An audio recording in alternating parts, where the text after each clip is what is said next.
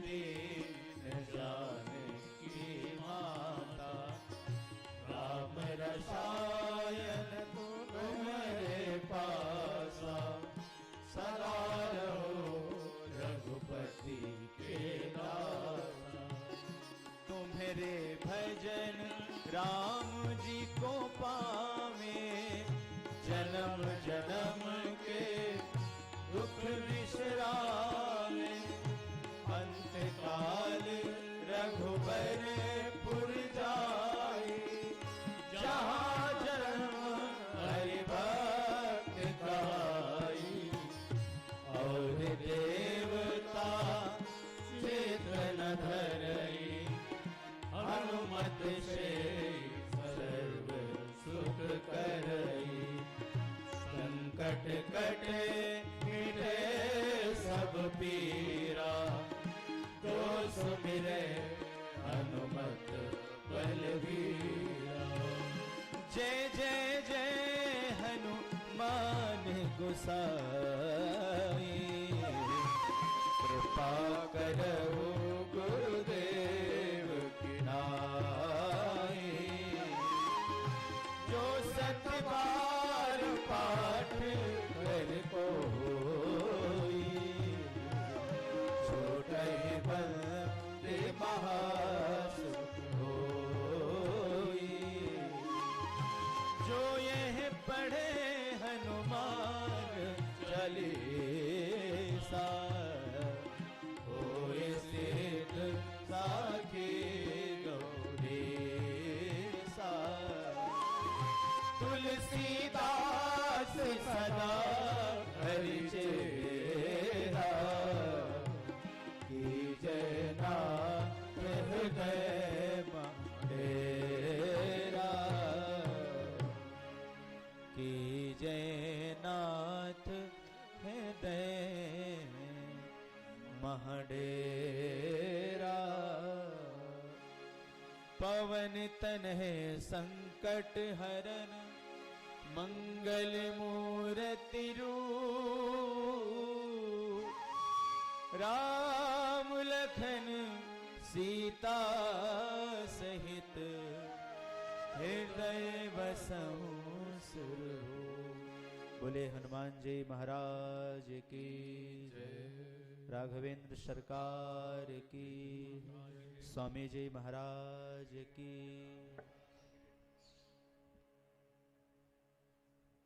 श्रीमद्भागवतम पुराण तिलकम यद वैष्णवानां धनम, यस्मिन् पारमहंसमेकममलं ज्ञानं परम गीयते, तत्र ज्ञान विराग भक्ति सहितम नैष्कर्ममाविष्कृतम, तत्क्षणवन विपठन विचारण परो भक्त्या बुमुच्चेन्नरा।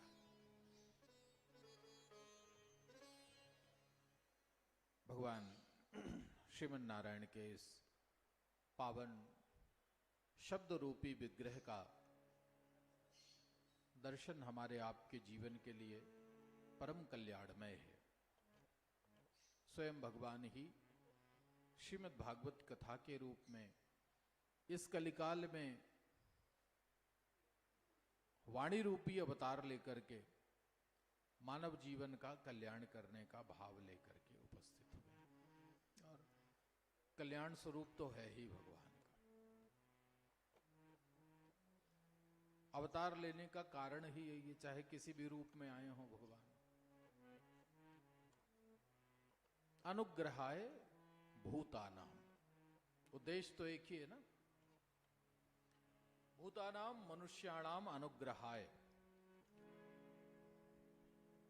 मनुष्यों पर कृपा करने के लिए, मानव जीवन पर कृपा करने के लिए भगवान ने अनेक बार अवतार लिए, चाहे वो वाराह अवतार हो, नरसिंह अवतार हो, नारद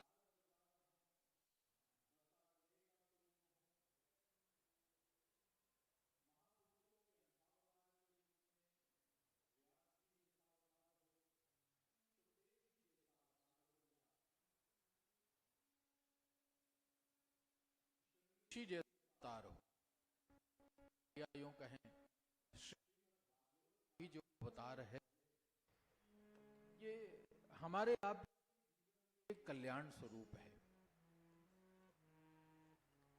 जिसका पाठ करने से, दर्शन करने से, श्रवण, भगवान नारायण के दर्शनों का फल और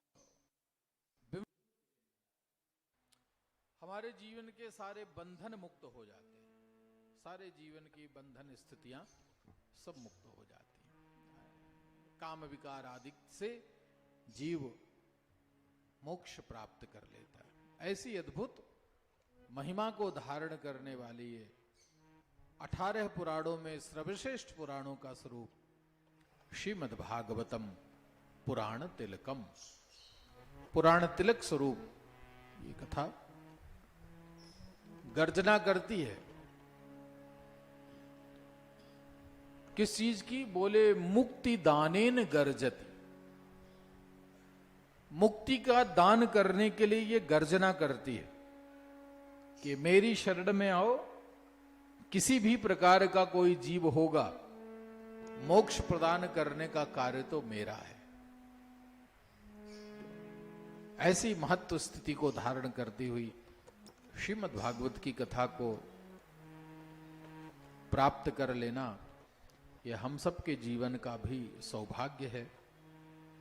और उसी सौभाग्य को धारण करते हुए हम आप सब इस पावन स्थल तक पहुंच पाए हैं।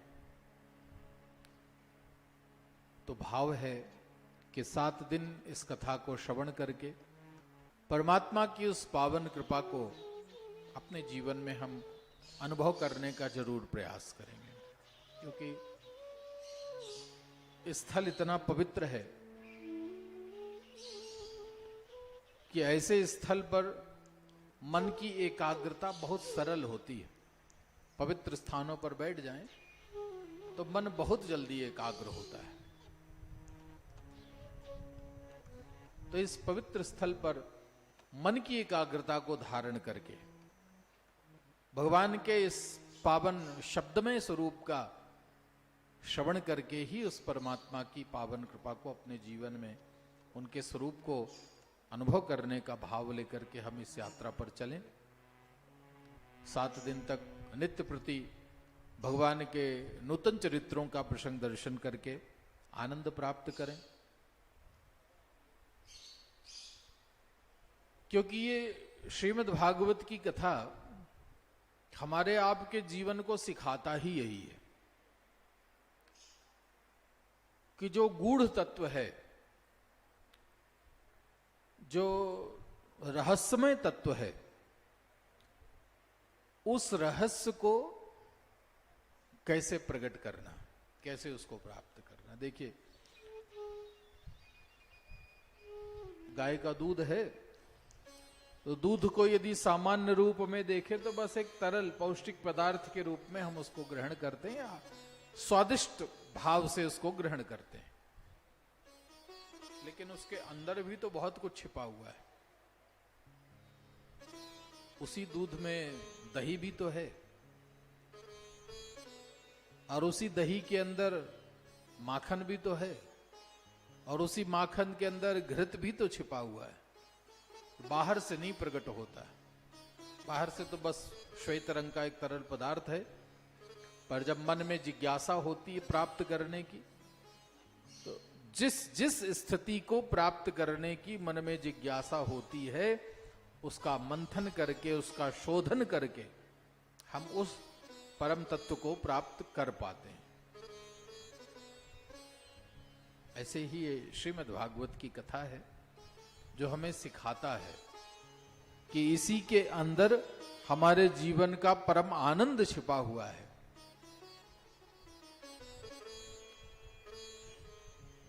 अब उसको प्राप्त करना है श्रीमद् भागवत कथा के माध्यम से। स्वरूप क्या होगा? बोले मंथन का स्वरूप होगा।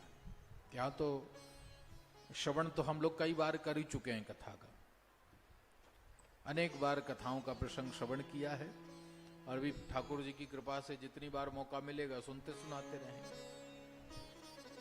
लेकिन अब तो कथा सुनते सुनते अब मंथन की स्थिति तक पहुंच जाएं कि अब इस कथा को सुनते जाएं और सुन करके इस कथा के भावों का मंथन भी करते रहें। मनोमंथन भी बैठे बैठे करते रहिएगा, कथा सुनते भी जाइएगा और कथा के द्वारा अपने मन का मंथन भी करते रहिए, तो वो परम आनंदमय तत्व प्रकट होकर के हमारे आपके जीवन का कल्याण करे। सच्चिदानंद रूपाय विश्वोत्पत्त्यादिहेतवे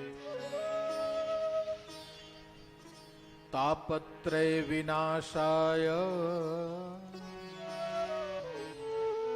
श्री कृष्णाय वयं नुमः।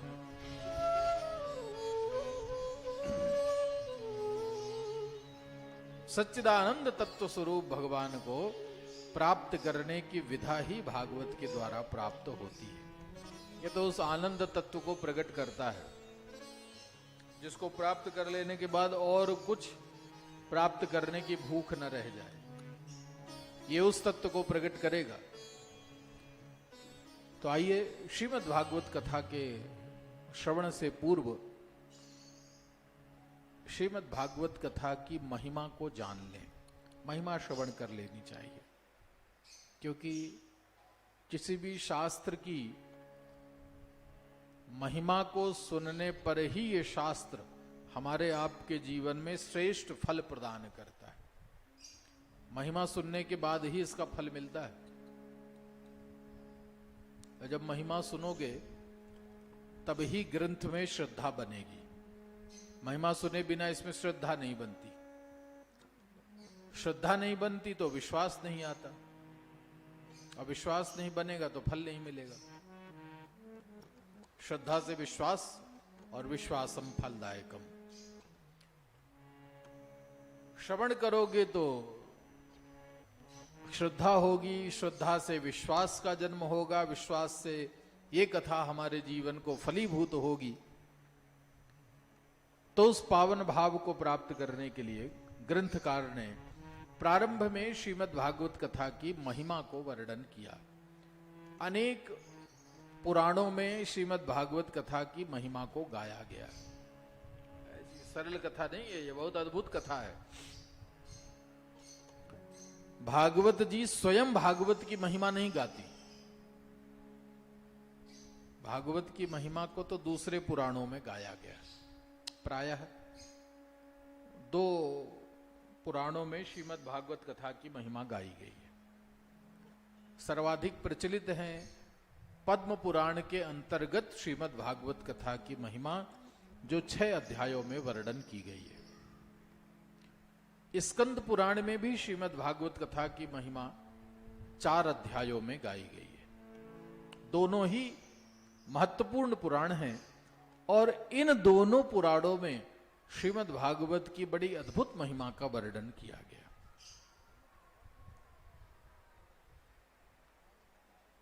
तो प्राय हम लोग पद्म पुराण की महिमा सुनते रहते हैं, जहां भक्ति नारद का संवाद है, धुंधकारी की कथा है। ये बहुत प्रचलित प्रसंग है। इस प्रचलित प्रसंग में श्रीमद् भागवत कथा की महिमा सुन करके इसके प्रति प्रगाढ़ श्रद्धा का भाव उत्पन्न होता है।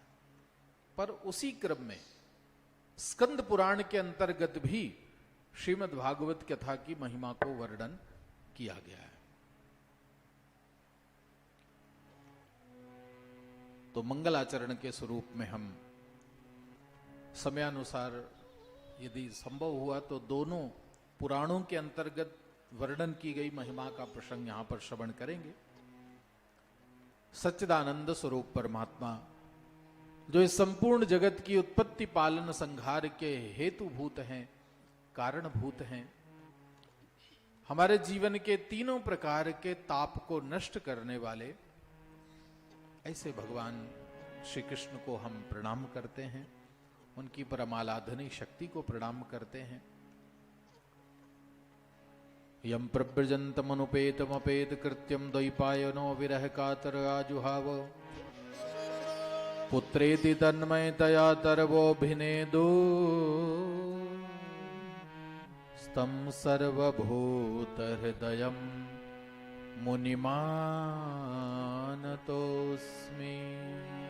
सर्वभूतहृदयं मुनिमानतोऽस्मि। तं सर्वभूतहृदयं मुनिमानतोऽस्मि।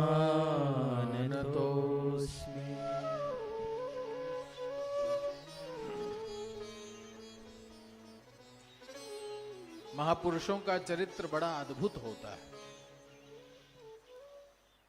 श्रीमद् भागवत के प्रमुख वक्ता के रूप में विराजमान भगवान श्री सुखदेव जी की महिमा भी बड़ी अद्भुत है और अद्भुत ग्रंथ है।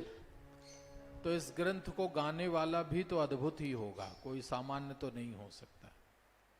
कौन है वो? तम सर्वभूत हृदयम, हम सबके हृदय में वास करने वाले परम सत्ता स्वरूप में, भगवान के स्वरूप में विराजमान, जो माता के गर्भ से जन्म लेते ही वन की ओर भाग गए हैं। ऐसा बड़ा वैराग्य कहां देखने को मिलेगा। जहां बैठे हैं ऐसे आदि शंकराचार्य जगत गुरु जी का वैराग्य कितना बड़ा। 5 वर्ष की अवस्था में कुछ पकड़ा ही नहीं तो वैराग्य तो जन्म से ही समझिए। 5 वर्ष के बालक ने क्या पकड़ा होगा, क्या माया ने पकड़ा होगा? कोई माया नहीं।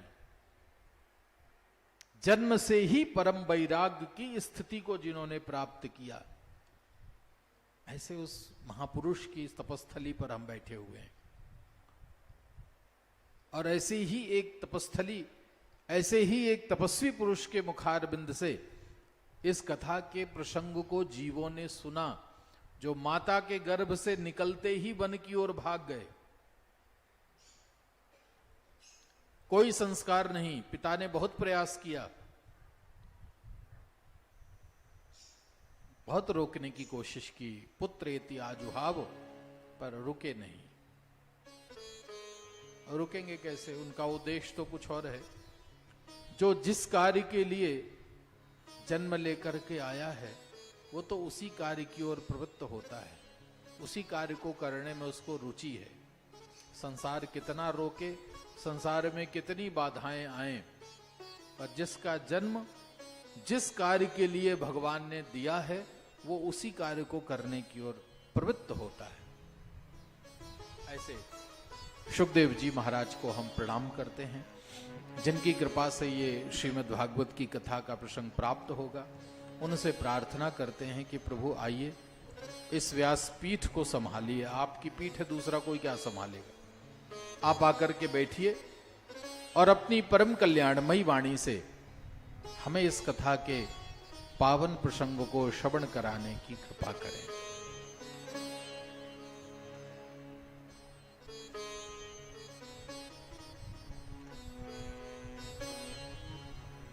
नैमिषे सूतमासीनो अभिवाद्य महामतिम, कथा मित्र सास्वाद कुशल है शौनको ब्रवीत। नैमिषारण्य में 88,000 महात्माओं के द्वारा जिज्ञासा से उत्पन्न हुई ये भागवत की कथा है।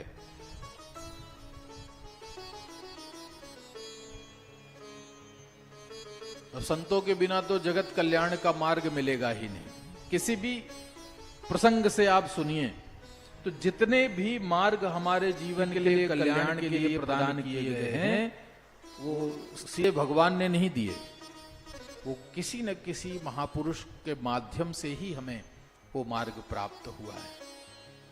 तो 88,000 महात्मा कलयुग को आया हुआ जान करके कलिमागतमाज्ञाय क्षेत्रे, इस कलयुग के स्वरूप को आया हुआ जानकर महात्माओं ने अब सोचा कि कलयुग में जीवों के जीवन का कल्याण कैसे होगा, क्योंकि उनको तो चिंता रहती है ना। महात्माओं की चिंता उनके स्वयं की नहीं होती, महात्मा तो चिंता करते हैं जगत की, तो महात्माओं ने सोचा कलयुग आ रहा है, इस कलयुग में जीवों के कल्याण के लिए कुछ उपाय तो हमें भी करना चाहिए। ब्रह्मा जी के द्वारा निर्दिष्ट हुए नैमिषारण्य नाम के पावन क्षेत्र में 88,000 संत एकत्रित हुए, कलयुग में जीवों के कल्याण का भाव लेकर, जीव का कल्याण हो जाए ऐसे भाव लेकर के हजारों वर्षों तक चलने वाले यज्ञ का संकल्प है। और उसी संकल्प की कड़ी ये भी है, महात्माओं के संकल्प ही पूरे जगत में सत्कार्यों के रूप में चल रहे हैं। सूत जी का आगमन होता है, इतिहास और पुराणों के ज्ञाता हैं सूत जी, तो उनको अभिवादन किया, सत्कार किया, श्रेष्ठ आसन पर बिठाया। कथा मित्र सास्वाद कुशल है शौनक है अब्रवीत, कथा सुनने के बड़े प्रेमी हैं शौनक ऋषि, और कथा सुनाने के बड़े प्रेमी हैं सूत जी। संयोग बहुत बढ़िया है, सूत जी कथा सुनाने के बड़े प्रेमी रहते हैं और कथा सुनने के प्रेमी हैं शौनक ऋषि।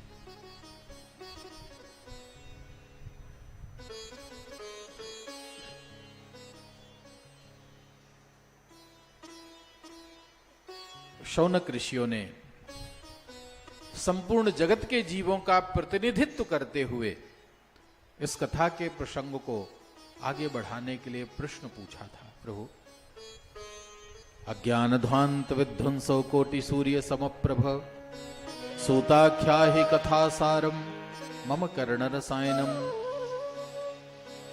भक्ति ज्ञान विरागाप्तो विवेको वर्धते कथम, माया मोह निरासश्च वैष्णवे कृते कथम, ए घोरे कले प्राप्ते जीव शासुरताम गतः, क्लेशक्रांतस्तस्यैवे शोधने किं परायणम्, श्रेयसां यद्भवेत् श्रेयः पावनानां च पावनम्, कृष्ण प्राप्तिकरं शश्वत साधनं तद्वदाधुना। प्रभु, हमारे जीवन का कल्याण हो जाए, अज्ञानांधकार दूर हो जाए, ऐसी कुछ कृपा करें। भक्ति मिल जाए, ज्ञान मिल जाए, ऐसी कुछ कृपा करें। विवेक हो जाए जीवन में, कुछ ऐसा उपाय बता दें। माया मोह दूर हो जाए, कुछ ऐसा उपाय बता दें प्रभु।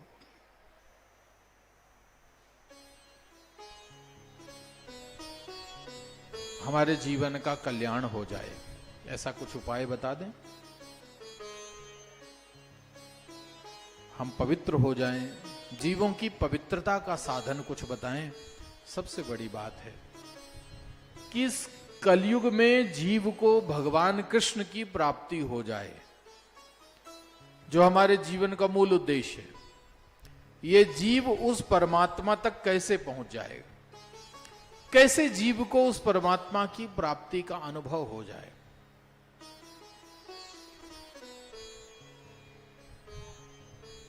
ऐसा कोई उपाय बताने की कृपा करें महाराज। कथा को सुनकर के मन आनंदित हो जाए, कोई ऐसा उपाय बताने की कृपा करें। बहुत प्रसन्न है सूत जी।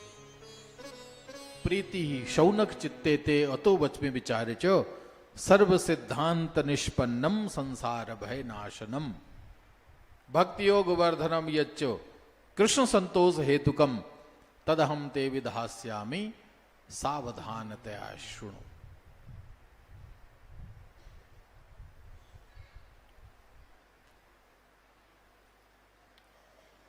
बहुत बढ़िया भाव हैं आपके, मैं आपको कथा जरूर सुनाऊंगा। एक बार में तैयार हो गए कथा सुनाने के लिए। कारण जानते हैं क्या है? सूत जी कथा क्यों सुनाने के लिए तैयार हुए? कारण सूत जी ने स्वयं कहा, ते चित्ते प्रीति, तुम्हारे मन में भगवान की कथा को श्रवण करने के प्रति प्रेम है, इसलिए मैं कथा सुना रहा हूं। तुम धन संपत्ति दे रहे हो इसलिए कथा सुना रहा हूं, ऐसा मत सोच लेना।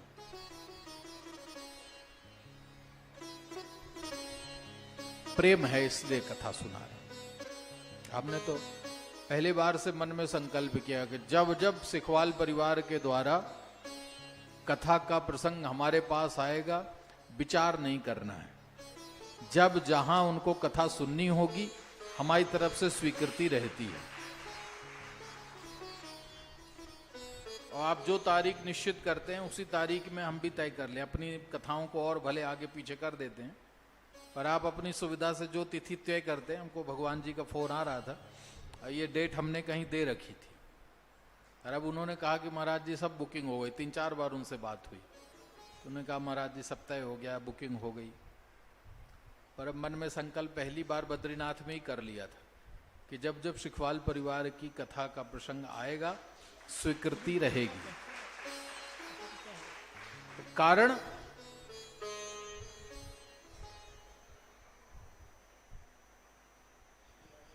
आपके हृदय में भगवान की कथा को श्रवण करने का प्रेम है, उस प्रेम के कारण, और दूसरा कोई प्रयोजन नहीं है। भाव शुद्ध हैं।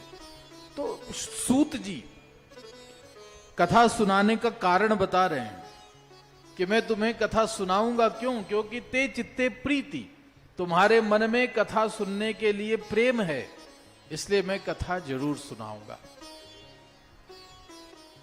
पर ऐसे भी नहीं सुनाऊंगा। कथा जो सुनाऊंगा भी, उसमें क्या विशेषता होगी? विचार्य च। कथा तो सुनाऊंगा लेकिन विचार करके।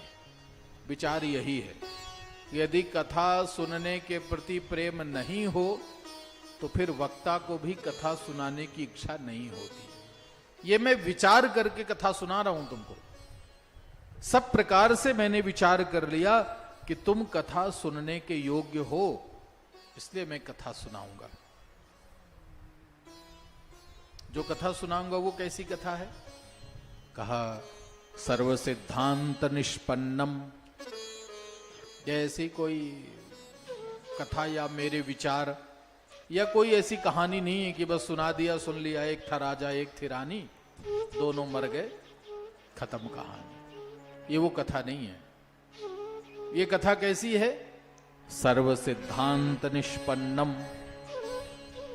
सारे सिद्धांतों का समन्वय करने वाली कथा है, विघटन करने वाली कथा नहीं है। चाहे वो आदि शंकराचार्य जी महाराज के द्वारा प्रदान किया गया अद्वैत मत हो, उसका भी प्रतिपादन करती है। चाहे विशिष्टाद्वैत मत हो, चाहे द्वैताद्वैत मत हो, चाहे शुद्धाद्वैत मत हो, उन चारों मतों का प्रतिपादन जहां होता है वो कथा है। चारों की बात सम्मति से प्राप्त है। ये कथा मैं तुमको सुना रहा हूं। नाना पुराण निगमा गम सम्मतम यद रामायणे निगदितम क्वचिदन्यतोपि। गोस्वामी जी ने कहा, देखो भैया, मैं अपने मन की बात नहीं कह रहा हूं, मैं कोई अपनी रचना नहीं लिख रहा हूं, मैं अपने विचार नहीं लिख रहा हूं। मैंने जो ये रामचरितमानस लिखी है उसकी विशेषता पहले से मैं क्लियर कर देता हूं। नाना पुराण निगमा गम सम्मतम यद। 18 पुराणों की सम्मति जहां है, सारे वेद पुराणों का मत जहां पर है, मैं उस मत की बात करूंगा। और अभी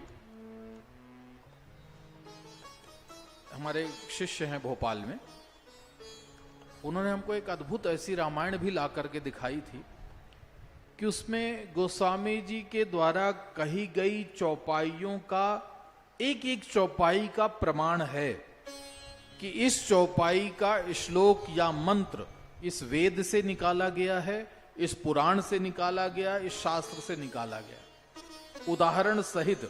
पहली बार हमने ऐसी रामायण, बहुत पुरानी प्रति है वो, 200-250 वर्ष पुरानी रामायण की उस प्रति को उन्होंने संभाल करके रखा है।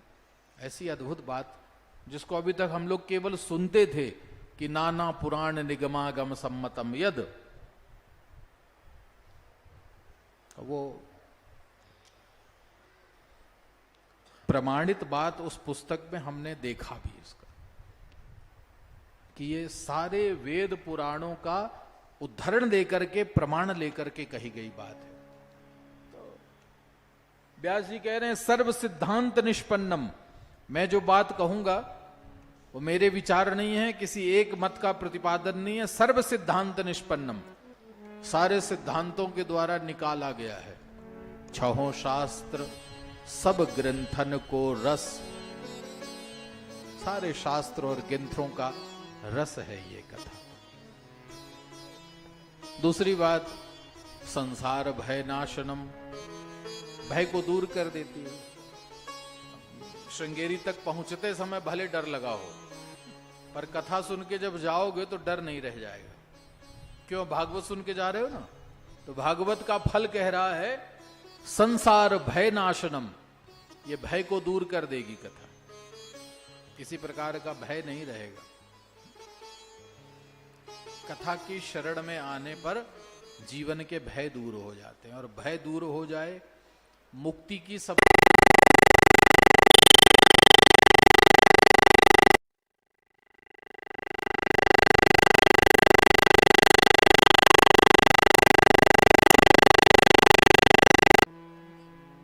मोक्ष की ये परिभाषा है। लेकिन मोक्ष की सबसे सटीक परिभाषा यदि देखें तो भय से मुक्त हो जाना, जीवन का भय दूर हो जाए, मृत्यु का भय दूर हो जाए, सबसे बड़ी मुक्ति जीवन की यही है। निर्भय हो जाए जीव। भय क्यों लगता है? किससे लगता है?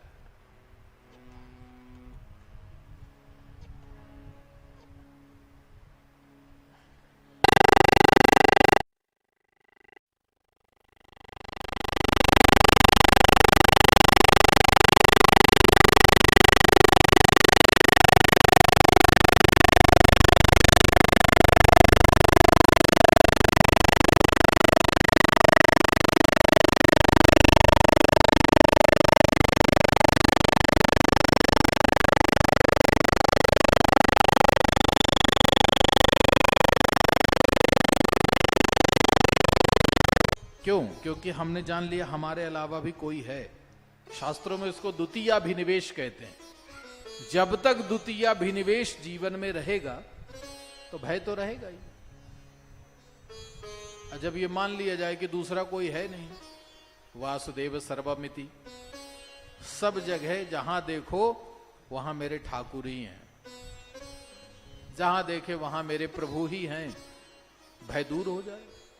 हम भी भगवान, वो भी भगवान, वो भी भगवान, सब में भगवान, डर नहीं किसी का। अपने खुद से क्या डर लगता है? कमरे में बढ़िया लाइट वाइट जला के और शीशा के सामने खड़े होते तो क्या अपना परछाई देख के डर लगती है?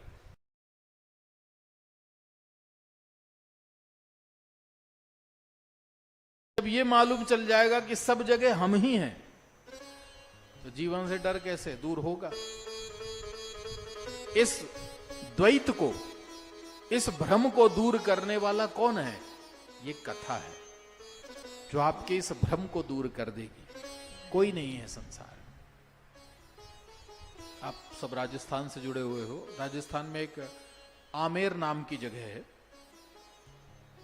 तो आमेर की एक रानी थी, रत्नावती नाम की।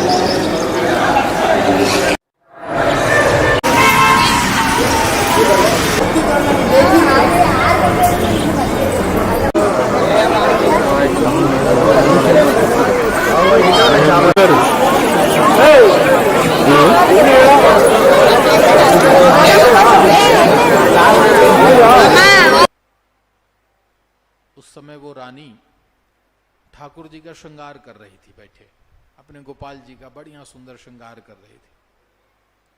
गेट से घुसा शेर अंदर उसके कक्ष के अंदर, और कक्ष के अंदर घुस करके गुर्राया, वो गर्जना की। तो होना क्या चाहिए था? मान लीजिए अभी यहीं हमारे कथा मंडप में पीछे से शेर घुस आए तो क्या होगा? आएगा नहीं, डरिएगा मत, यहां शेर वीर नहीं है। तो मान लीजिए कोई शेर घुस आए और गर्जना कर दे एक बार, तो क्या होगा? क्या कोई यहां दिखाई देगा?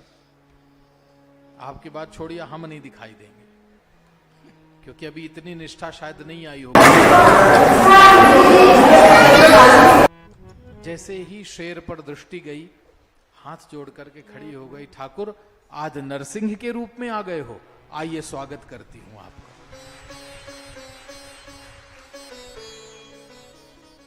आरती का थाल लेकर के गई,